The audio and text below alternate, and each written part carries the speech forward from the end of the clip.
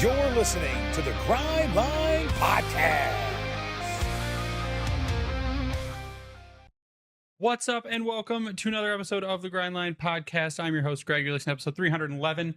I am here tonight with Ryan, and the Detroit Red Wings just keep winning. It has been an insane week since we last recorded.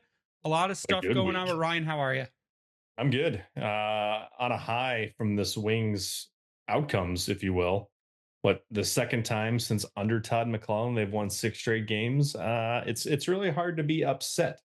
I'm trying to temper that because of how things were to start the year, but it's a fun run right now, and it's the one thing they truly needed going into the Four Nations Cup. Yeah, there's absolutely nothing to be upset about. There's also we've talked the past couple episodes about they're winning all these games, they're doing good, and it's been a lot of the same. They're executing on offense. If their offense isn't clicking, they're playing good defense. Their goaltending is standing on their heads.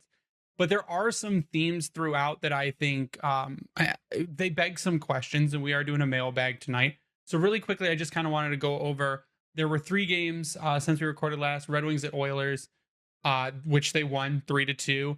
Red Wings at Flames, which they won 3-1. Then Red Wings at Canucks, which they won 3-2 in overtime.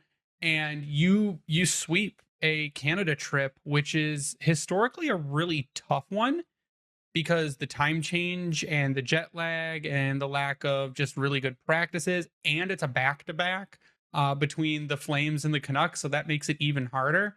And then you are going to be playing the Kraken tomorrow, so you're still out west, and then you come home against the Lightning. So one more game on the West Coast trip, but you are back in the U.S. You get a break between them. So the Red Wings beat the Edmonton Oilers 3-2 in a shootout with goals from Dylan Larkin and Michael Rasmussen. And that one was, I thought, a well-fought game.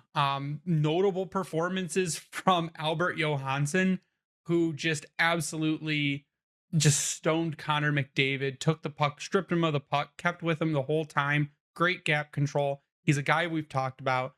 I think that was Albert Johansson's game. He's improved the more he's played. I know we've talked about it before. Shocker. Yeah, right. We've seen that with several of the players on this team so far. And in particular, not to get off subject, Marco Casper.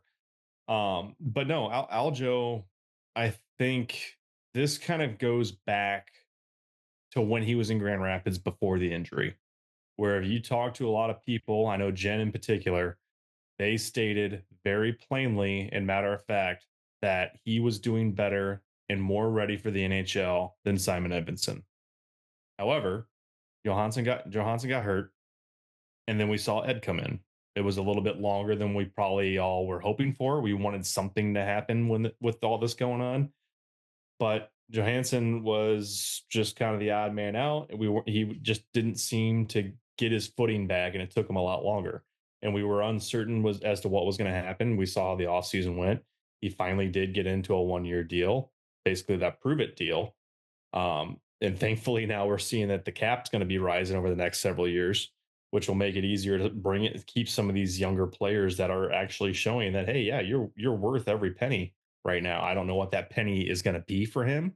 I don't think it's going to be too crazy. It could end up being a bridge deal, but regardless, he is coming into a top 4 scenario with this hockey club and crushing it.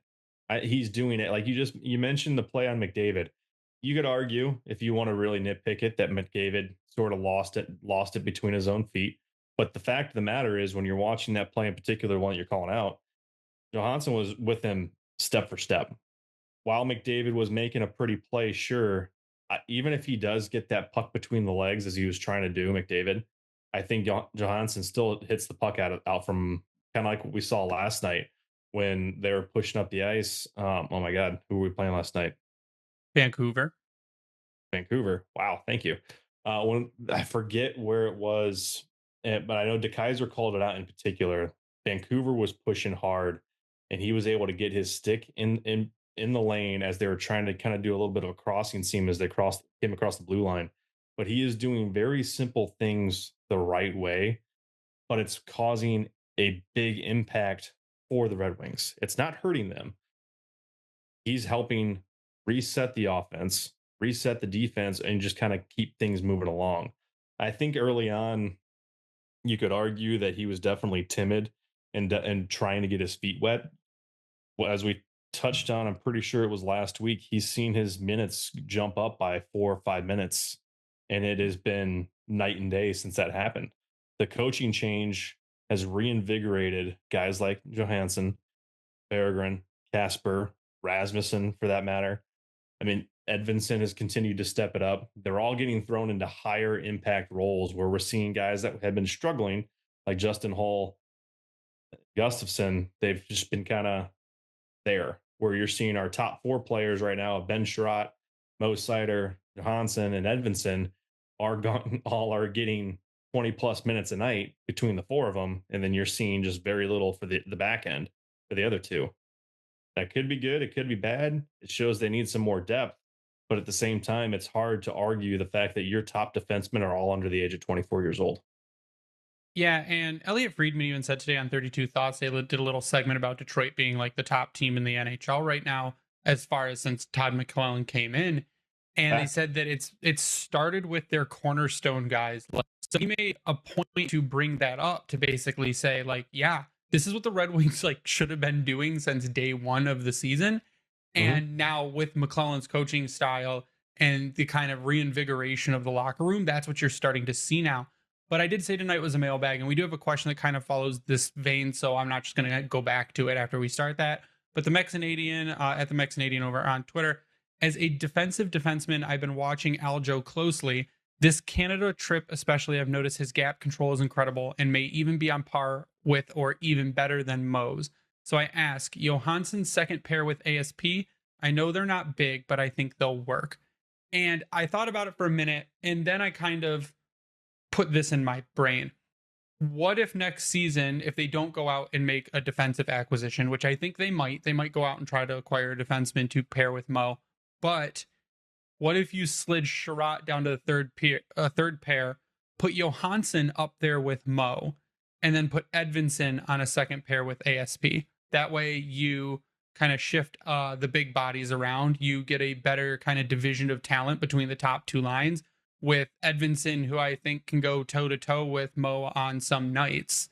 And you put him, who Edvinson's good defensively as well, with an offensive defenseman in ASP. And then you put Aljo, who is good defensively, will probably help open up some of Mo Sider's offense that we know is there. So I think if you don't make a defensive acquisition, I think it would be fair to say that if Albert Johansson continues to develop the way he has, if he finishes the season out the way he's been going, that I think he could top pair with Mo Seider. Not saying that on many teams in the NHL he'd be a top pair defenseman like right now, but because of the talent of Seider, I think it works. And I think Mexi's right. I mean, we've seen that Johansson's not afraid to go against top tier talent, and that he doesn't look completely out of place in doing so. He's blocking shots. He's stepping up man to man on Connor McDavid and Leon Draisaitl. Yes, more often than not, you're going to see Seider out there on the ice in those situations, and that's great. But I think what it speaks to your point, I was hoping you would bring that up, is that if you have Seider with Johansson, that could be pretty deadly, because both guys can move pretty well, for one. Johansson, with the confidence, he and Seider, is going to go get guys.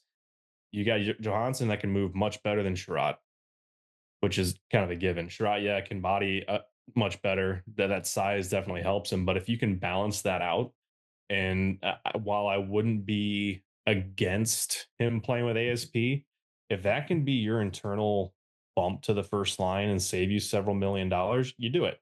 However, there's a lot of good left-hand D coming up on free agency that we can touch on at a later point, that it's going to be hard for Detroit to stay away from him.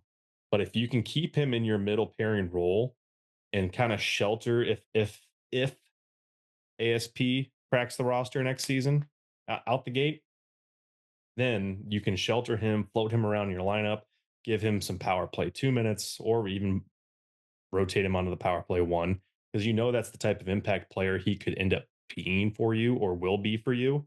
But just don't force it if you don't have to. And by being able to do something like that, let Johansson do what he's doing now, but potentially with Seider, but still can focus on that middle pair role, I think that's a win-win. Yeah, I agree. So the second game on the trip was against the Calgary Flames. You have goals from Andrew Kopp, Simon Edvinson, and Dylan Larkin. They beat the Flames 3-1. Not much, I think, to say about this game. It wasn't great. This game was it was okay. It was a lot of nothing for a while. Your goalie was Cam Talbot. He made 33 out of 34 saves for a 9.71 save percentage. Again, this was a great Talbot game. Talbot had an excellent night against the Flames, and they again kept rolling. They were out west. They're in an arena, in a non-familiar arena. Two octopus on the ice during that game. It was fantastic. There was also an octopus on the ice in Edmonton, and I have been talking to the person who threw the octopus on the ice, and we're gonna try to get him on the show to like go through that whole process because that was one of the best octopus tosses I have ever seen in a hockey game. Great distance, great rotation, huge octopus right in the center, and it was Fantastic fan fantastic. reaction, no less, of what the hell just happened around me. Yep. And then in Calgary, when it hit, the ice person like did the Al Sabatka, like lifted it up, and I'm like, oh, he's gonna get fired. Like you can't do that. You enjoyed that way too much, it seemed like. He did. And then the second octopus, they really didn't even want to touch it. They like tried to bring out a shovel to like get it and stuff, and that just makes more of a mess. But that game was okay. And then you went on to Vancouver, and that game was not good. You Short back to didn't. back. Let's You put were that out there tired. first. You were tired. You were out Mhm. west. You had two goals from Alex DeBrincat, one from Ben Sherratt. Pretty. I don't want to say an ugly game. A lot of the game was not fun to watch. They were slow. They were discombobulated. Clearly, like gassed from travel and gassed from playing the day before. But this is a game. These are good teams, like Stanley Cup caliber teams, playoff caliber teams, win games that they have no business winning. This was Mhm. really a game you had no business winning. Alex Lyon again came up big, made some big saves, 25 out of 27 for a 9.26, and you squeak out a win in overtime off of a absolutely Zetterberg like feed from Lucas Raymond to Alex DeBrincat with a laser right in the net, and it was a relief because like we got the 1 point. We're like, oh my god, we get a point. That's great. It's what we needed. Now let's hope we get two. And you go out and you get two, and it brings you to the first wild card spot above the Columbus Blue Jackets right now. So the playoffs started right now. The Red Wings are a playoff team. And you need it. It's huge. And the fact that they did not have a good game, arguably, it's not even necessarily that I would say they didn't have a great game. You could just tell that they had played what 20 hours prior. Yeah, was it 3 games in 4 nights? Yeah. So on to boot, West Coast, cold, Drury, Canada. So you went from Edmonton, the coldest point in known to man, over down the road to Calgary. Then you shoot all the way over to the West Coast. So your body's already feeling it for the fact that you're across the country. And then you're what they play at, I think 10 p.m. in Calgary to then play at 8 p.m. or early for our time in Vancouver. So you're playing within 20 hours of each other. Who knows what your travel, what time you guys actually got in. So that the team looked exhausted. But what I was impressed by the most is they still played a sound game. It speaks a bit to maybe the dysfunction going on in Vancouver right now because they just traded away JT Miller. Quentin Hughes was out hurt. They had a couple other guys that they had recently traded, and one of them actually I think scored last night as well. That had just cracked the lineup. There was the speed was there. They looked like a dangerous team, the one that we have seen from before. But Detroit played the style of game to just piss them off enough to then just wait for their moment to counter and make things hurt. And that's ultimately what won them the game. I mean, I thought when Vancouver tied it that I was like, that's it. There's no way Detroit's going to hold on to even get a point out of this one, but they did. And like you said, they finished it on what was a beautiful play. I love the way Sider rushed the middle of the ice, took some defenders with him, crossed the eyes of the goalie. That let Raymond deke his shot and then get it over to DeBrincat for a just beautiful slam dunk one timer. It's they're playing on all cylinders, and it's to beat those three teams who arguably are three of the top, could be top considered teams in the West. That's a huge statement. Kind of makes you wish you were still in the West sometimes as a Red Wings team, but it is what it is. So it's huge. You can't ask for more. The fact that they've gone 3 for 3 on this road trip after a great 3-game homestand before this, like it's a feel good moment for this team right now going into these final 2 matchups before the break. Yeah, and speaking of break, we're going to go to break. So when we come back from break, we're going to take some fan questions, talk through this, some stuff asking about trade deadline, asking about how long can we keep this up, about how many Olive Garden breadsticks can Moritz Sider eat. So give us a second. We'll be right back after a word from our sponsors to answer some fan questions. This ain't the little itty bitty teeny tiny bowl. This is the Super Bowl. Get in on the action at DraftKings Sportsbook, an official sports betting partner of Super Bowl 59. Scoring touchdowns is key to hoisting the Vince Lombardi trophy, and you have a shot to score big by betting on them at DraftKings Sportsbook, the #1 place to bet touchdowns. New DraftKings customers can bet $5 to get $200 in bonus bets instantly. Download the DraftKings Sportsbook app and use code THPN. That's code THPN for new customers to get $200 in bonus bets instantly when you bet just $5. Only on DraftKings Sportsbook. The crown is yours. Gambling problem? Call 1-800-GAMBLER. In New York, call 877-8-HOPE-NY or text HOPE-NY 467-369. In Connecticut, help is available for problem gambling. Call 888-789-7777 or visit ccpg.org. Please play responsibly. On behalf of Boot Hill Casino and Resort in Kansas, 21 and over. Age and eligibility varies by jurisdiction. Void in Ontario. Bonus bets expire 168 hours after issuance. For additional terms and responsible gaming resources, see dkng.co/ice. And we're back, and we are going to take some questions in a mailbag. So we'll get the funny ones out of the way first. From Larrick Dodone at Larrick Dodone at Larrick Dodone on Twitter. How many Olive Garden breadsticks do you think that Moritz Sider eats in one sitting? The people want to know. So I was trying to think like how many. I have not been to Olive Garden in a very long time because I don't like it. It is all cheap, like microwaved food. So They're the worst. No, I don't. Their salad and breadsticks is so good. How dare you? But I'm also not a huge salad person. So that's like Caesar salad is like my salad. Like that's the one salad I'll eat. And Maurice salad. But like, again, not an Olive Garden person. But when I ate Olive Garden, I was probably like 5-6 breadsticks. Like that. And that seems like a lot. I was going to go with a hard 6 as the 6.5 over under. And Mo is bigger than me. So I'm going to say, it's not how many do you think he can, it's how many do you think he does. And I would say that Mo's probably about a 6 is what I'm going to put him at. I'd put that over under at 6.5. And that's before a game because you got to carbo load before the game to give yourself that energy. So I'd say we need to send that one over to Daniela for when she gets back. That'd be a good one for a pregame. I'll send to the social team. They can use it as one of their cards they hold up as people enter the ice. How many Olive Garden breadsticks do you eat? That'd be so good. You don't want to bloat yourself. Like you don't want to get like a heavy stomach, but you want to get enough energy to keep your legs going. That's a good one. I like that one. A couple other ones. Let's see. Someone asked who are the Wings going to draft with the 32nd pick. I am not going to get ahead of myself. Also have done like 0 draft research yet. So Ryan, I have no idea who they are going to pick with the 32nd pick. On to another question, though, from Sean Kelly at Sean K13. Is Ken Daniels okay? So people have been asking this whole time, like, where is Ken Daniels?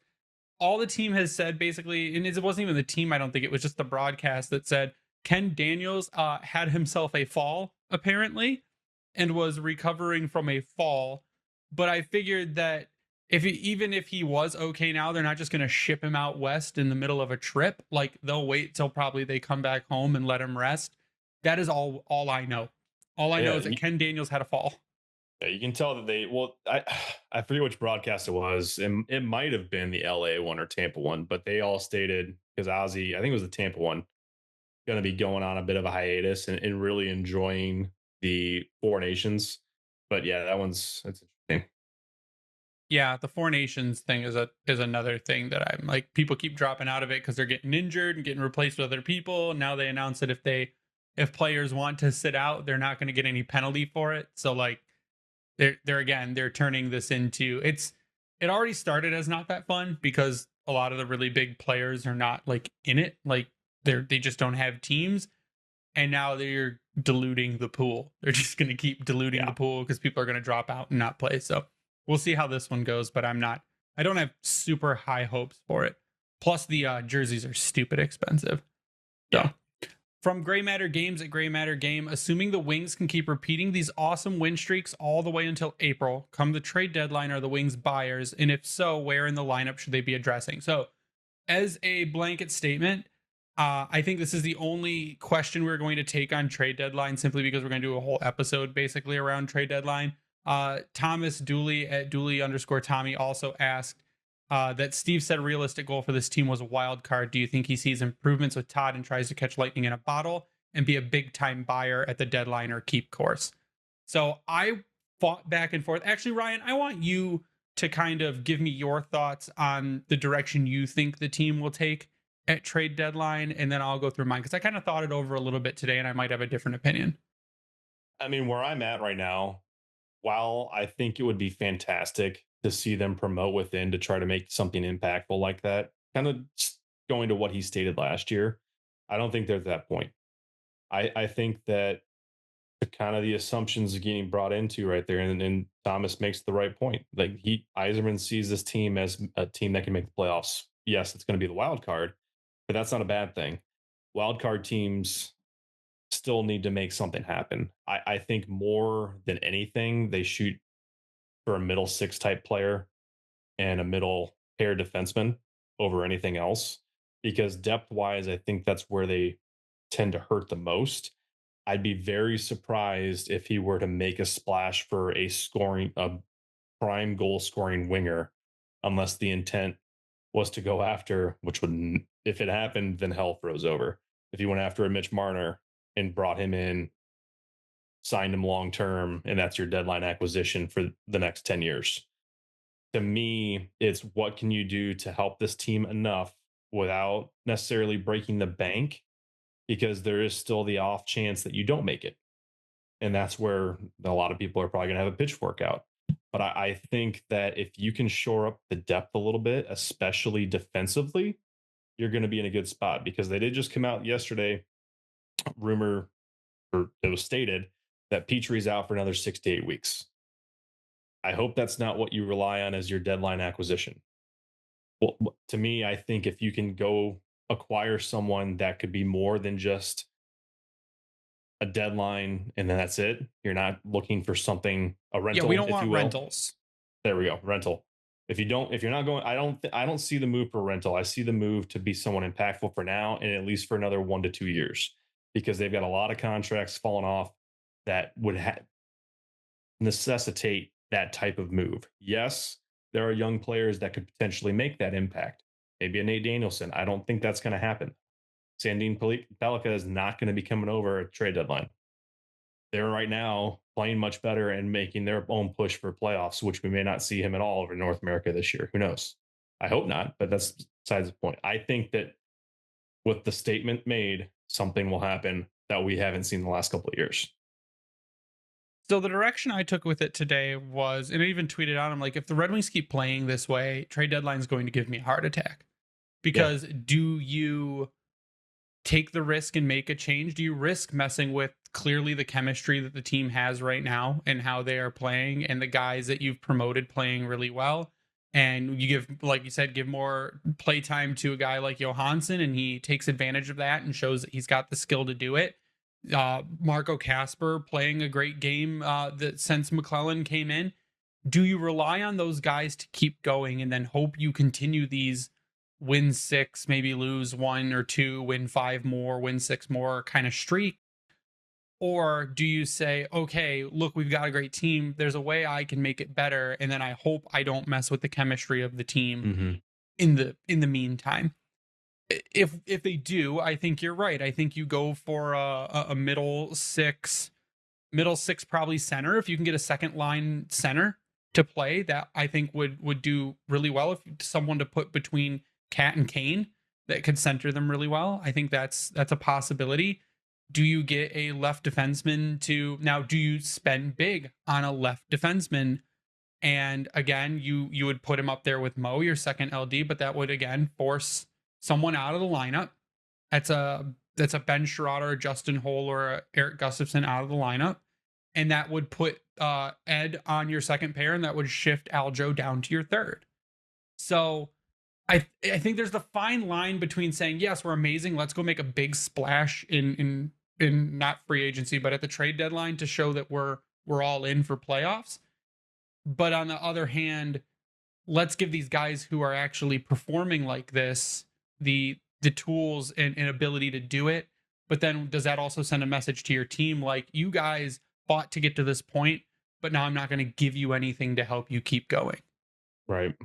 It's going to be a fine line, but at the same time, I think your lower pair guys, you've got that flexibility. I mean, Hull is at this point where you don't have a choice because Petrie's hurt, unless you're going to try to call someone else up. Maybe you get Wallander in there. I don't know, but I guess the left side defenseman is actually a bit less exciting than I remember it being. I mean, there's a Matt Grzelcyk. Do you go try to pry him away from Pittsburgh? That Vikron's not getting traded. Doesn't rustle my jimmies, Ryan. No, I mean, he's got 27 points in 54 games. Okay. I mean, but again, it's like, so that's the thing. Whatever they do, I don't think is going to be extremely exciting for people. Like, it'll be like, it was a trade occurred. Like, it's not going to be super exciting. But I think that if I had to put a percentage on it, like, what's my percentage that I think they make a trade? I think it's probably right now about 60-40 for me that they do make a trade. I mean, it's something, maybe I don't think it's going to be super significant, but I think it'll be just to shore up weaknesses that Yzerman has identified. So, So from Snowman over on Twitter at LucasSolo0, how long can they keep up this pace? I know we look at St. Louis from a few years ago, but are we a comparable team to that? So the 2018-19 St. Louis Blues, their top point getter was Ryan O'Reilly, who had 77 points in 82 games, followed by Vladimir Tarasenko, who had 68 and 76. We got the version of Vladimir Tarasenko that is apparently a pumpkin. It's like the back end of Vladdy's career, and he keeps getting chances, but nothing's going in, and he's basically out there right now just to be a big body. And hopefully something happens. Are we that kind of team? I think that's kind of hard to say. They were like dead last in the league, and we were close. We are now the best team in the league, and they went on to win the Stanley Cup. I think, to me, nothing that the Red Wings are doing, I don't think, besides maybe recently goaltending, is unsustainable. I don't think anything that they've done is unsustainable.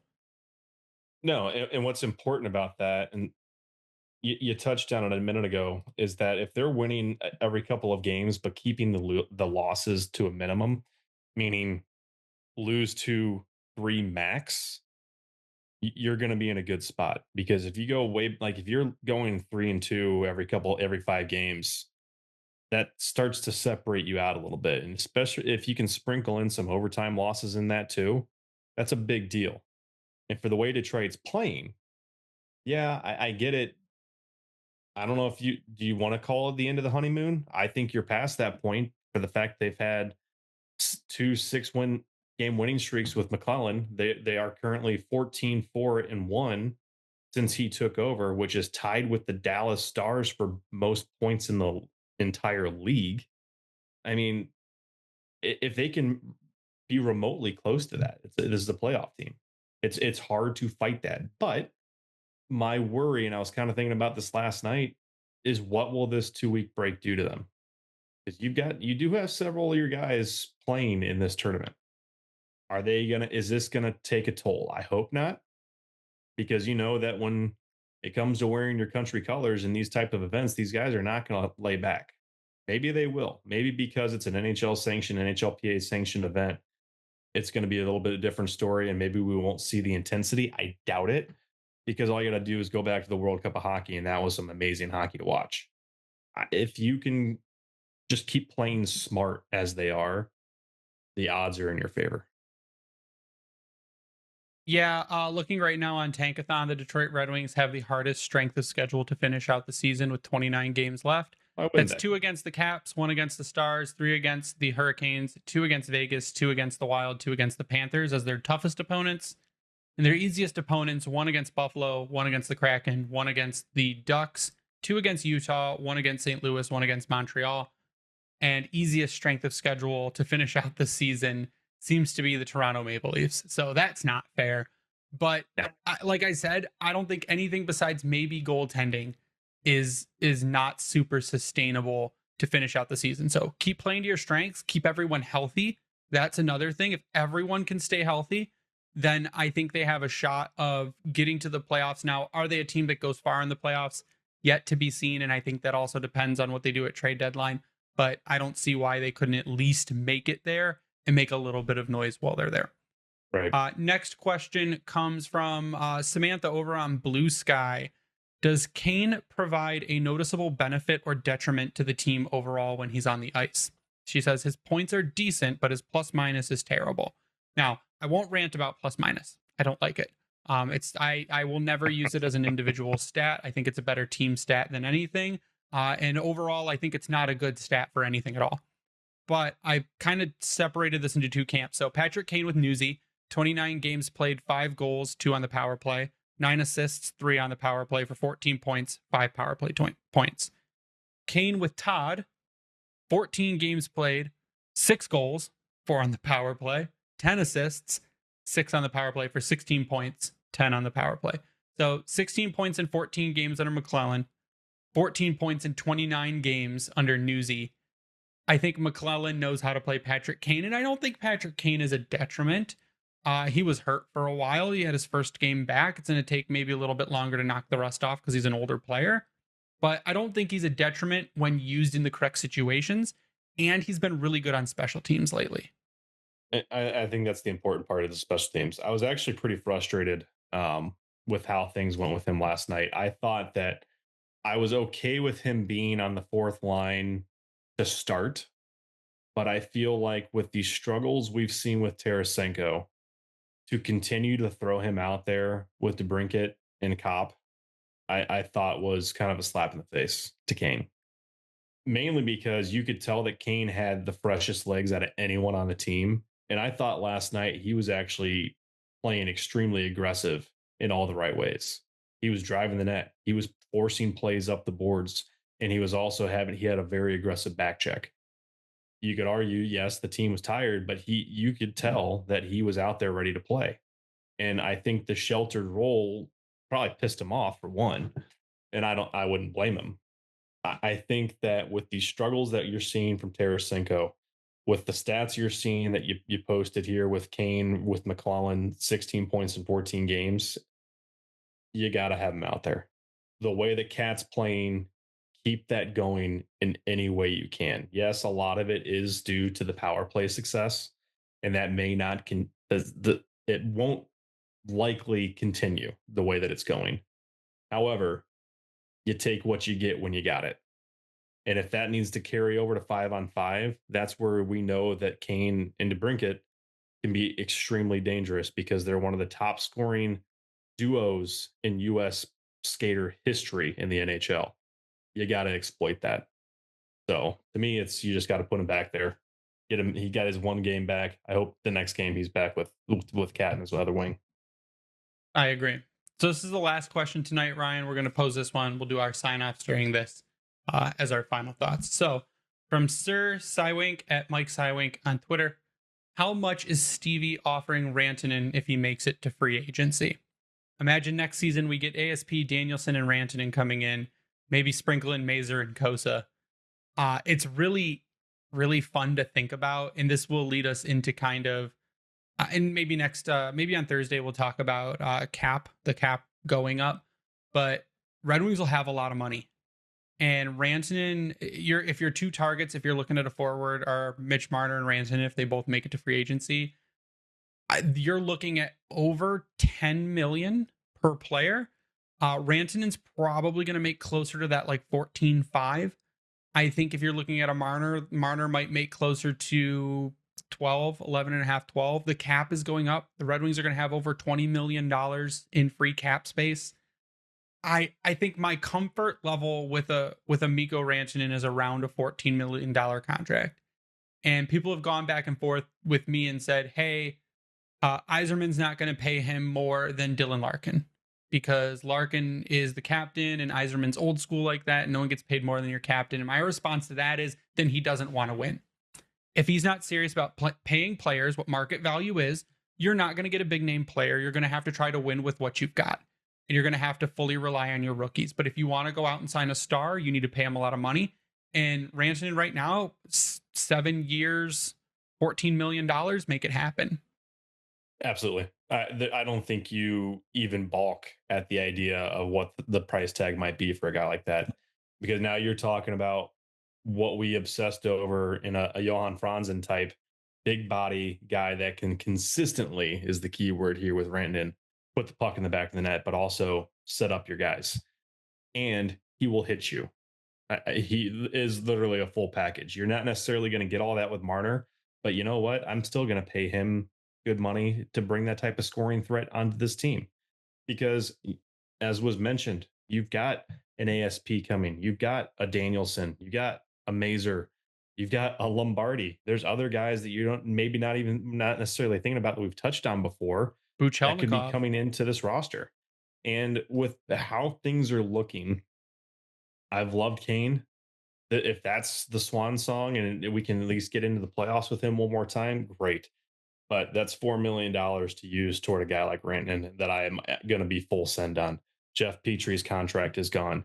You've got several older players that can be backfilled with a younger guy. Now, maybe Berggren, you're going to have to pay a couple mil to supplement what he's done, and you give him a couple year deal. I could see him making Joe Veleno money, which is just over $2 million a year for the next couple of seasons. And that's going to be perfect. You've still got Casper for 2 years on your entry level, which he's likely playing himself into something bigger. Soderblom's going to need to get a contract. He's arbitration eligible. So him and Burgers are going to be the interesting ones going into this offseason of what can they do. But you've got a depth guy in Dominic Shine signed. I think that you can supplement him for a Christian Fischer, whose contract's going to be gone. So there's a lot that you can do that can make this work for bringing in a top tier name. Now, what's going to make things interesting is you need a goalie.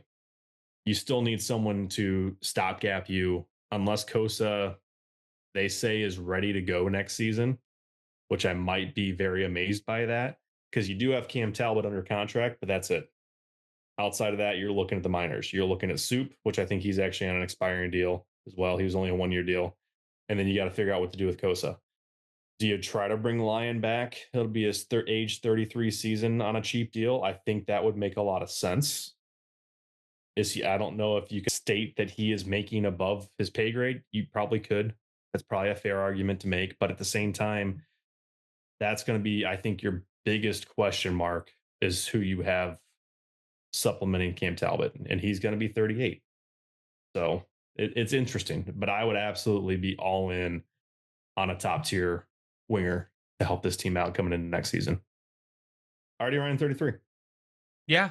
That's going to do it for mailbag. And I think all the points you hit are correct. I do hope that Kosa does come in next season as the backup. But that would also, I think, depend on, as a first year backup, not giving him a super, super high amount of games. And then that would mean relying on a Cam Talbot a lot, who is also going to be another year older. As I say, the only other goalie they have under contract right now is Carter Geilander.